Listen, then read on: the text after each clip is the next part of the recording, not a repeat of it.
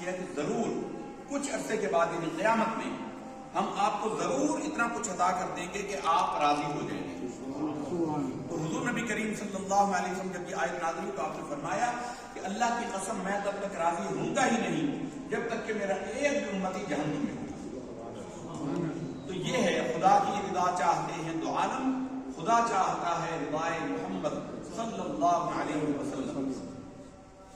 حضور نبی کریم صلی اللہ علیہ وسلم کے لیے رب فرماتا ہے فَلَنُوَلِّيَنَّكَ قِبْلَةً تَرْضَاهَا. حضور نبی کریم صلی اللہ علیہ وسلم کی رضا اور خوشنودی اللہ تعالیٰ کو مطلوب ہے، کیونکہ سرکار دو عالم صلی اللہ علیہ وسلم نے کوئی اپنی مرضی رکھی ہی نہیں، اپنے رب کی رضا میں اپنے آپ کو گم کر دیا اور آپ اپنے رب کے حضور ایسے حاضر رہے. آپ کا ایک ساعت اور ایک لمحہ بھی اللہ تعالیٰ کے اذن کے بغیر نہیں گزرا.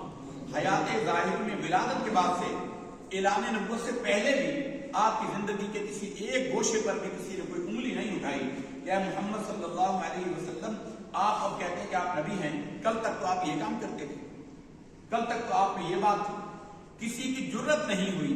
حضور نبی کریم صلی اللہ علیہ وسلم کی پوری حیات ظاہر دنیا میں جو گزری ہے اتنی پاکیزہ تھی کہ حضور نبی کریم صلی اللہ علیہ وسلم نے دلیل نبوت میں اپنی زندگی کو نمونہ پیش کیا.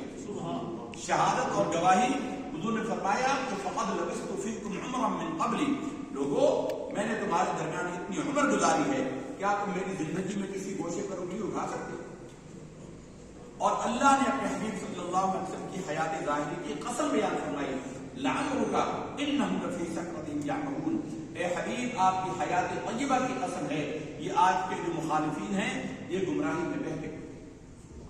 بہر عبد کی تین قسمیں بیان کی گئی ہیں. فقہا نے کہا ہے کہ ایک عبد مطلق ہوتا ہے، اب بعبدہ، عبد حضور اللہ کے عبد ہیں، اللہ کے بندے ہیں، لیکن عبد میں فرق کیا ہے؟ فقہی اعتبار سے علماء نے کہا کہ تین قسم کے عبد ہوتے ہیں. ایک عبد مطلق ہے، ہر شے اللہ کی عبد ہے، زمین ہو یا آسمان ہو، سمندر ہو یا دریا ہو، درخت ہو یا چرند ہو یا پرند ہو، آسمان ہو، سورج چاند ستارے ہوں، لوح قلم اور کرسی ہو، کوئی شے ہو، وہ سب اللہ کی عبد ہے. یہ عبد مطلق ہے. یہ عبد کی ایک اجمالی قسم ہے، ہر شے اللہ کے بندہ. کافر بھی اللہ کے بندے ہیں، ہندو بھی اللہ کے بندے ہیں، عیسائی بھی اللہ کے بندے ہیں، یہودی بھی اللہ کے بندے ہیں اور مسلمان بھی اللہ کے بندے ہیں. یہ عبد کی بڑی قسم ہے. پھر آگے دو قسموں میں تقسیم ہو جاتا ہے. فرمایا کہ ایک عبد ہوتا ہے عبد عابد. عبد عابد کا مطلب ہوتا ہے نافرمان بندہ. کافر اللہ کے بندے ہیں لیکن نافرمان ہیں، اسلام کو دین کو قبول نہیں کرتے، منافق دین کو دل سے قبول نہیں کرتے، زبان سے کہتے ہیں دل سے قبول نہیں کرتے. یہ عبد عابد ہیں. گناہگار مسلمان اللہ تعالیٰ کی احکامات میں نافرمانی کرتا ہے، وہ عبد عابد ہے. تیسرا ہوتا ہے عبد معزوم. عبد معزوم کا مطلب ہوتا ہے کہ وہ بندہ جو اجازت دیا گیا ہو. آپ نے دیکھا کہ مختلف کمپنی کا مالک کوئی اور ہوتا ہے، مینیجر کوئی اور ہوتا ہے. کمپنی کا مالک اپنے مینیجر کو نمائندہ بناتا ہے کہ بھائی جو جس سے یہ سودا کرے گا وہ سودا میرا سودا ہوگا، جس سے جو زبان یہ کر دے گا وہ میری زبان ہوگی، اس کا پورا کرنا مجھ پر ہے. تو اللہ نے اپنے حبیب صلی اللہ علیہ وسلم کو عبدہ فرمایا کہ وہ عبد معزوم ہیں، جو وہ کہہ دیں اللہ اس کو پورا کرنے کا ذمہ لیتا ہے. جو حضور فرما دیں. چنانچہ قرآن مجید میں اللہ رب العزت نے فرمایا ہے ان الذین یبایعونک انما یبایعون اللہ ید اللہ فوق ایدیہم. اے حبیب صلی اللہ علیہ وسلم یہ جو لوگ آپ کے ہاتھ پر بیعت کرتے ہیں یہ آپ کے ہاتھ پر بیعت نہیں کرتے، یہ اللہ کے ہاتھ پر بیعت کرتے. اللہ تو ہاتھ سے پاک. پھر آگے ارشاد فرمایا ید اللہ فوق ایدیہم. حضور نے اپنے بائیں ہاتھ کو عثمان کا ہاتھ قرار دیا اور اپنے دائیں ہاتھ کو اپنا ہاتھ اوپر رکھا اور کہا کہ میں عثمان کے قتل پر قصاص پر بیعت لیتا ہوں. تو صحابہ کرام نے حضور کے ہاتھوں پر ہاتھ رکھا. اللہ کا دریائے رحمت جوش آیا اور ارشاد فرمایا کہ پیارے یہ تیرے ہاتھ پر بیعت نہیں کر رہے، یہ میرے ہاتھ پر بیعت کر رہے. اور پھر آگے فرمایا ید اللہ فوق ایدیہم. سب ہاتھوں کے اوپر تو اللہ کا ہاتھ.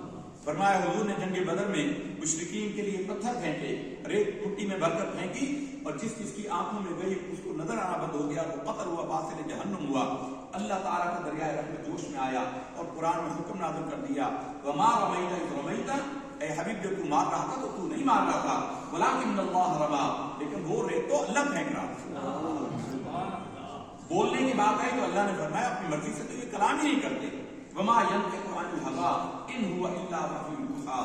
تو عبد کی بے شمار یعنی یہ 3 بڑی قسمیں ہیں، ان میں سرکار عبد معصوم کے مقام پر فائز ہیں.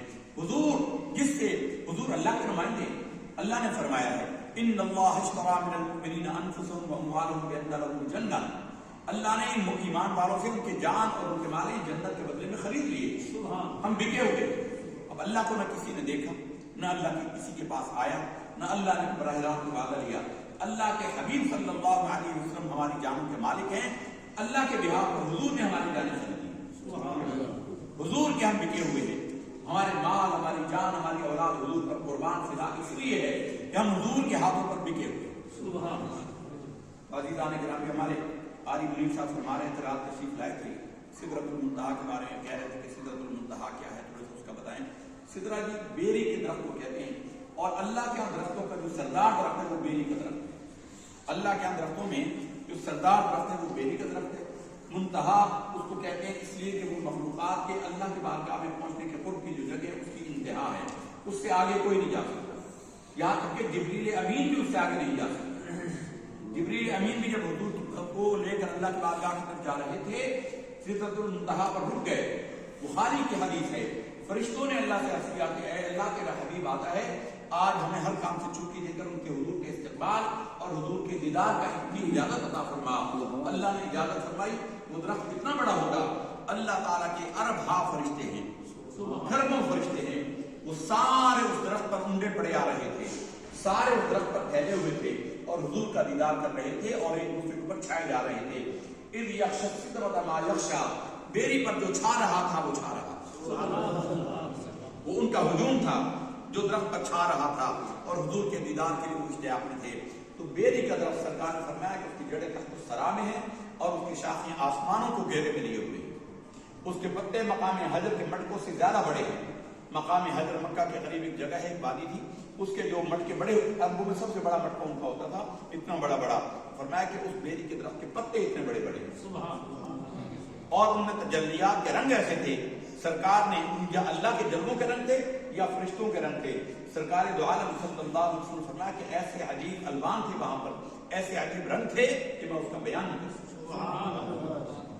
تو اللہ نے اپنے حبیب صلی اللہ، اسی میں حضور نبی کریم صلی اللہ علیہ وسلم نے کہا کہ اے بلال، میں نے جنت میں اپنے آگے تیرے چلنے کی آواز سنی ہے تو کیا عمل کرتا ہے؟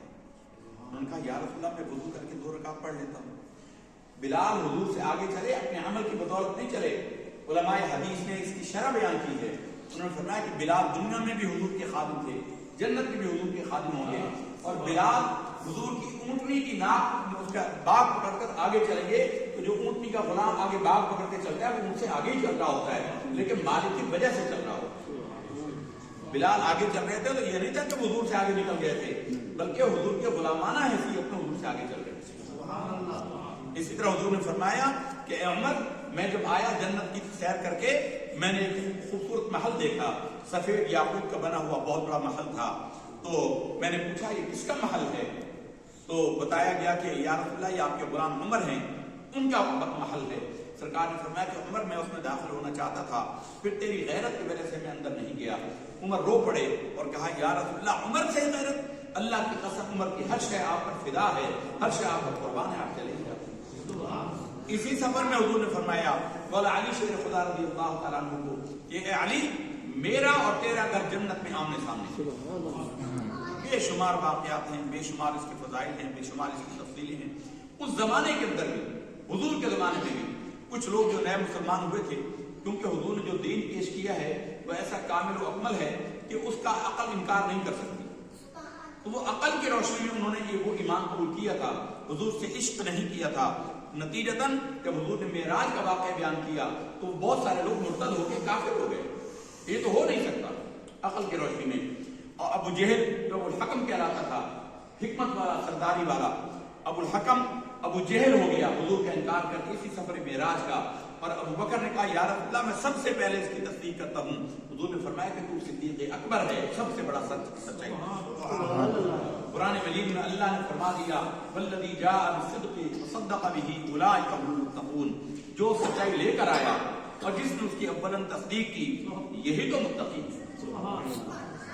بہت ساری باتیں ہیں لیکن وقت قلیل ہے. ابھی صلاۃ والسلام ہوگا, دعا ہوگی اور اس کے بعد نماز ہوگی. نماز کے بعد وہ لنگر پہنچنے والا ہوگا.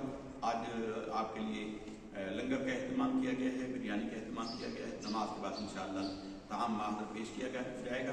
آپ حضرات صلاۃ السلام میں اور دعا میں شرکت کر کے نماز پڑھیں. نماز تک انشاءاللہ وزیر کھانا پہنچ جائے گا. آپ حضرات کھانا کھا کر جائیں.